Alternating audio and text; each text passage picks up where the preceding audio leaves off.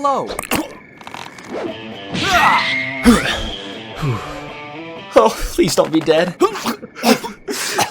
What? He didn't want blue hair anymore.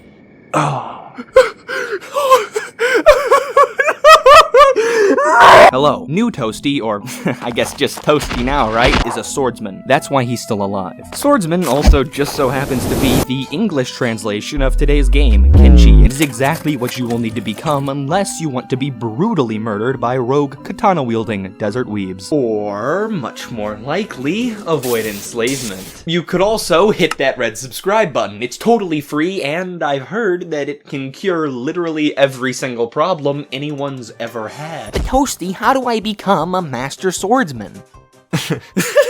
Oh, you sweet thing. Look around you for a sec. What do you see?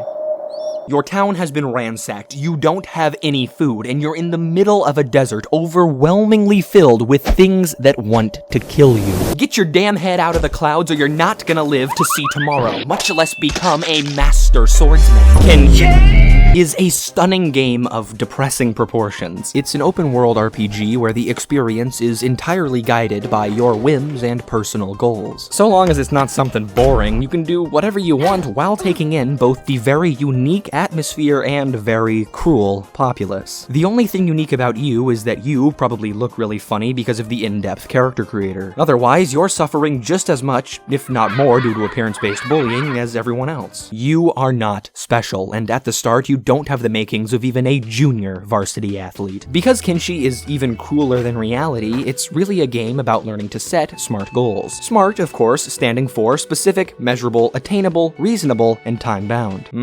Only in a post-apocalyptic wasteland would I use the things I've learned in high school. Becoming a master swordsman is an abstract thing, and it doesn't really set up a plan to get there. There's a lot of adversity to overcome, and if you don't set yourself up for little victories along the way, you're gonna lose the motivation to continue.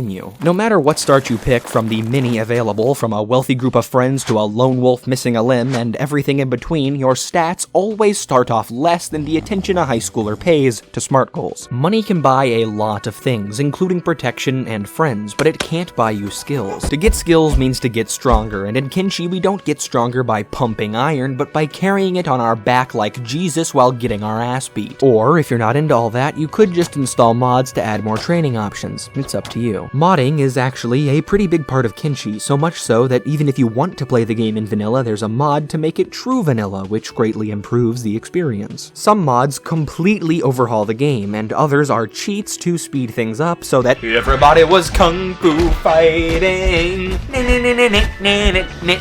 There's a ton of minor mods too, and you can very easily mold the game entirely around your playstyle. But we're keeping it simple, so this video is for the psychos among us who played the game without much modding. To get stronger fast without crazy modding means getting your ass beat while carrying an entire refrigerator's worth of weight on your back, plus holding an entire other person. But also, the hell that is carrying that much weight could be for naught if you attack the wrong person and an ass beating turns into, well, an ass eating. Also, if you happen to have a furry friend with you, the amount of people you can safely fight just went down to, about 0, because puppies happen to be made out of food that appeals to more than just cannibals. This is why the most effective strategy for grinding is to beat people up, kidnap them, and then repeatedly beat them up in a safe, loving environment for you where you won't die. I would really recommend doing a bit of modding. If you're not ready for the mental trauma that surely awaits you in trying to become a master swordsman in vanilla Kenshi, but are committed to being modless, never fear. You could still hire protection, buy some friends, and make them do the fighting for you. In one of my playthroughs, I hired a group of mercenaries to beat up the Dust King, a criminal with a bounty of 35,000 cats. The mercenaries only cost 2,000 cats. That's a 33,000 cat profit, and most of my suffering was outsourced. Becoming a master swordsman takes a lot of effort. Feel free to not do that, and instead come join me in the mansion I got by working smarter, not harder.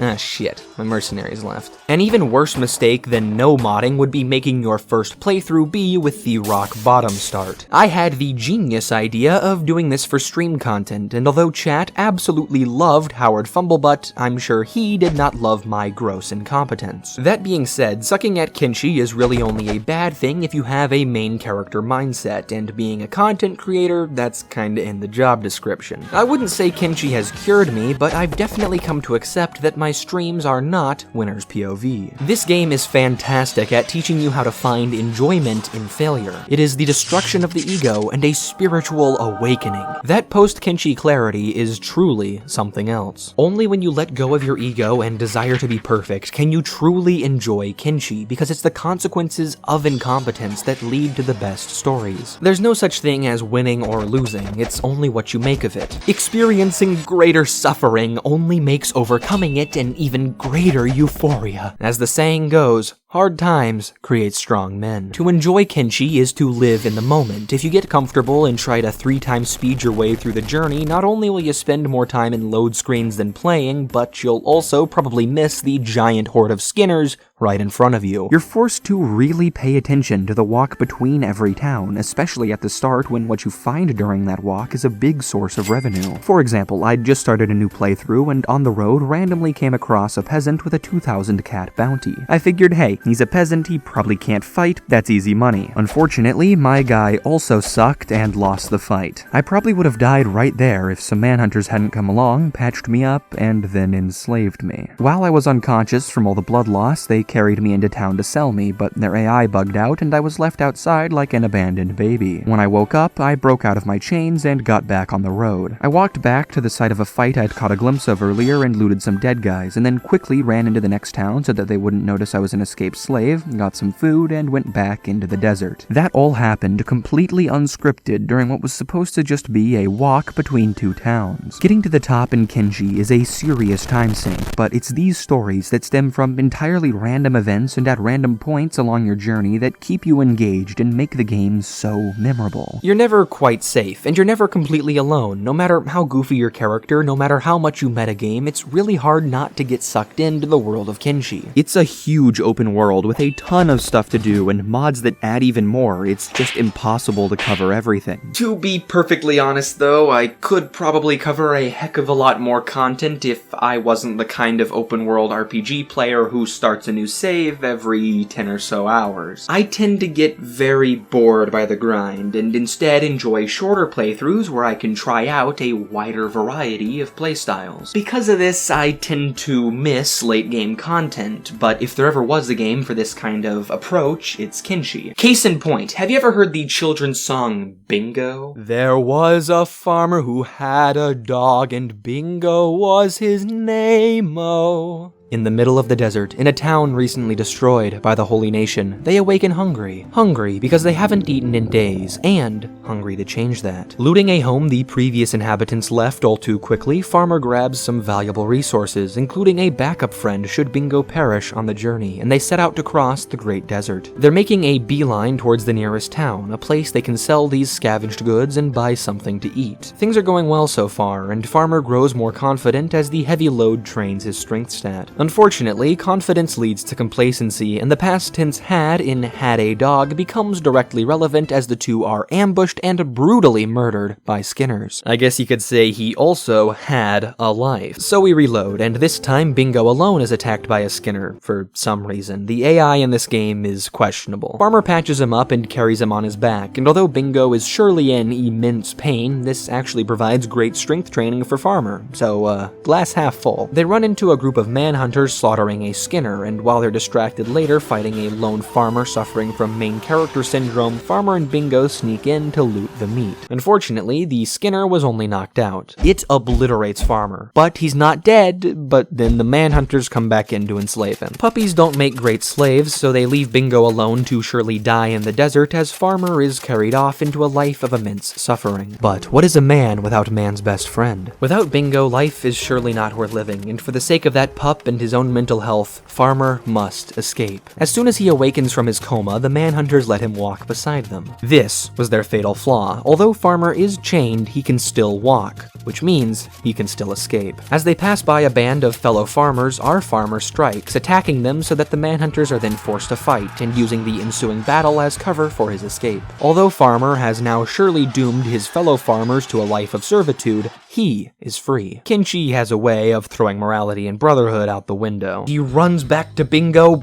but it's too late. Less than 100 feet apart, Bingo is murdered by a Skinner. Although his body ascends to heaven, Farmer takes no solace in Bingo's otherworldly peace. Farmer wanted his friend in this life, not the next, but at this point, a friendship in the afterlife is the only option left. With a bone-chilling cry, he attacks the Skinner who did this, and although his wish for death is granted, his body slams back into the earth. All dogs go to heaven, but the same can't be said for humans, and as he lays there alone in the sand, dying, he dreams of what could have been had only his player checked the length of time that Skinner would be unconscious. Through the power of a lot of save scumming and some clever maneuvering too, I was eventually able to get Farmer and Bingo to town. They got some food, they got some rest, and after a few more days of adventuring and getting their shit kicked in and then eaten, they decided enough is enough and settled down in a nice rundown shack in a town that is constantly raided because that's all they could afford. Kenshi is truly an unforgiving game, but suffering so intensely makes every victory that much sweeter. Despite ending relatively poor, the effort it took to get there makes it feel like a victory, and it is a victory. Farmer and Bingo developed the skills needed to hunt their own food, and they have a home to come back to, no matter how crappy it is. They've come a long way, and although their journey may seem unfinished to you, not all of us can brave the horrors of the wasteland forever. Kenshi's end goal is literally whatever you want it to be. Farmer and Bingo have each other, and now they have a means to live. That's good enough. If you do want to become a master swordsman, that's a totally valid way to play, but now you know what hardships await you. Kenshi isn't about giving up on your dreams, but instead accepting what you have now and recognizing your own limits. The main characters are all dead. It's only those who truly understand themselves who remain standing. Understanding oneself is the only way to find fulfillment in life,